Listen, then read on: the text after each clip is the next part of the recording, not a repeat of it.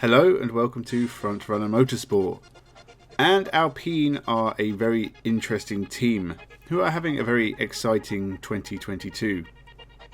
Now, it was only really a month ago where everything seemed to be going okay. They were getting good results on track. They had a good driver partnership. Everything was good in the world of Alpine. Until the day after the Hungarian Grand Prix, when Alonso announced he'd be going to Aston Martin for 2023, taking Alpine completely by surprise. This was not only shocking, but a huge loss for the team, who were really losing their marquee driver, because let's not forget, Alonso was a champion for this team, albeit a very long time ago. He was still a huge name in Formula 1, and this was a big loss for Alpine. But it didn't really matter, because waiting on the sidelines, gathering dust on the shelf like one of the toys from Toy Story, was Oscar Piastri, a driver who really looks like the future of Formula 1, a superstar on the ladder to Formula 1. He was already in Alpine's camp. Surely he'll just race for them in 2023. It's not an issue. Until it was an issue, and Oscar Piastri said he hadn't been consulted on being announced as an Alpine driver, and in fact wanted to drive for McLaren. So now Alpine has lost two of their drivers in a very short space of time, leaving the seat open for whoever else wanted it. There's been a lot of interesting names swirling around linked to this Alpine seat, but I figured the major one, the one that seemed most likely, was Daniel Ricciardo, and it kind of repulsed me, which is a shame because I like Daniel Ricciardo, but he is definitely not in the prime of his career, and in fact, given his results at McLaren, he seems like a bad choice. Yes, he has a history of the team. He was only there for a couple of years, and he only really got mediocre results for them. He was good, but not great. And honestly, compared to Esteban Ocon, I think he would have struggled in an Alpine in 2023. Not that it's impossible that he'll be the driver they end up signing anyway. It's all going to a head at the moment because Alpine are going to court with McLaren over Piastri's contract, and there could be more controversy over that.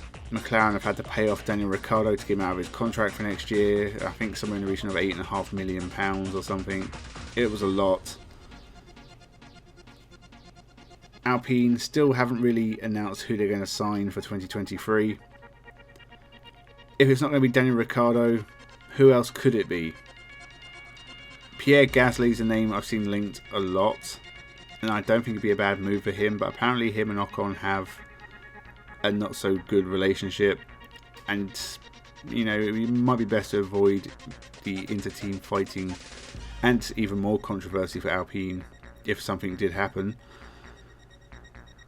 So Gasly's out of the question.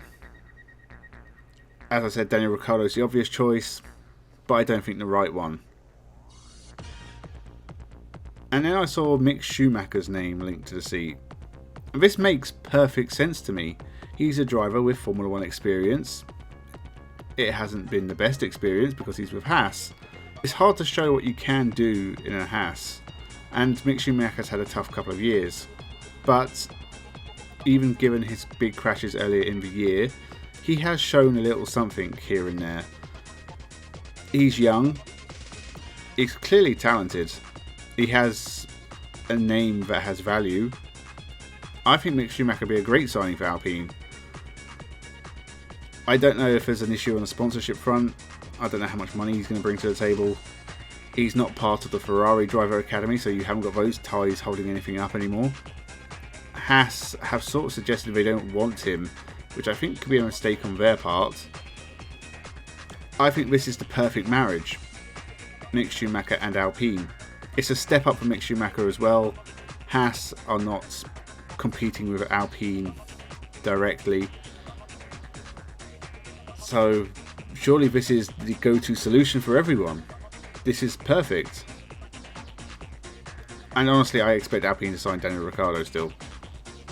and Mick Schumacher probably to be lost from the Formula 1 grid forever, which would be a great shame. We'll have to wait and see what the final decision is going to be. Obviously, the men in charge of Alpine are more knowledgeable and sensible in these matters than just random YouTubers guessing.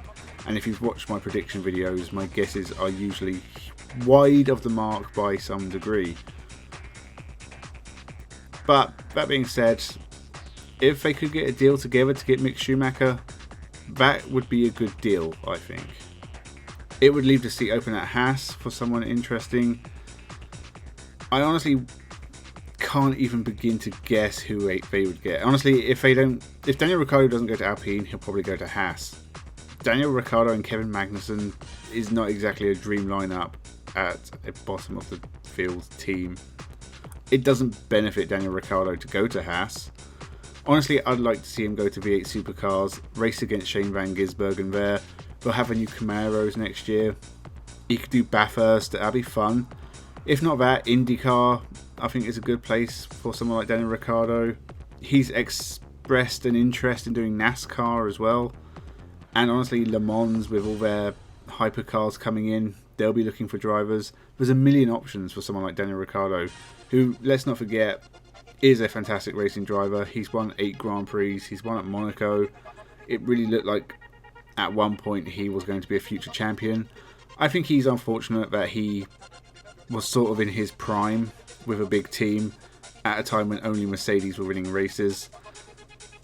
It was always going to be difficult to compete against that level of dominance, and he had his high moments and some really special times, but I think his Formula 1 career is, or at least should be, done at the end of 2022. Hopefully Alpine can get themselves sorted out. It's been a little bit embarrassing for them. As for Haas, they're used to the embarrassment. Honestly, I wouldn't be surprised if they signed Romain Grosjean for 2023 and got Rich Energy back as sponsors. Haas are a team that amaze me in so many ways. If I was going to go for an outside shot at the Alpine seat, I still think they should go for Jack Doohan. I think he's doing a fantastic job in Formula 2.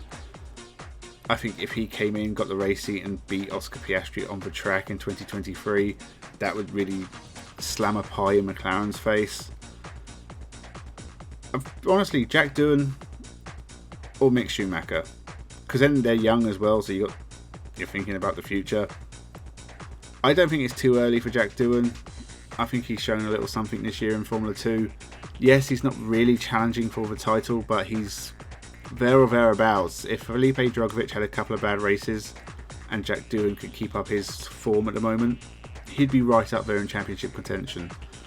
And I think the reward of a Formula 1 seat with Alpine for 2023 would be a fantastic boon for the Australian. And honestly, I think Daniel Ricciardo should really go to bat. And we could have a couple of young Australians on the grid fighting it out. That's good for that country as well, which Daniel Ricciardo has a hand in. He could be a mentor for Jack Doohan at Alpine. I think that would be good. Honestly, I don't see why they don't get more, like these older drivers, they stick around forever. Rather than do that, why not come back in a consultancy role with younger drivers? I mean, Fernando Alonso's been there since year dot, and honestly, did he need to come back and race in Formula 1? I don't really think so. He could have come back in some kind of consultancy role. He's never going to have the success he had before. And even at Aston Martin, yes, they are an ambitious team. Do you ever really see them winning races? I'm not so sure. But I'll leave you those thoughts on Mick Schumacher joining Alpine. I think he'd be a great signing. So watch it not happen. Thank you for watching. Remember to subscribe. More videos incoming this week. So have a good one.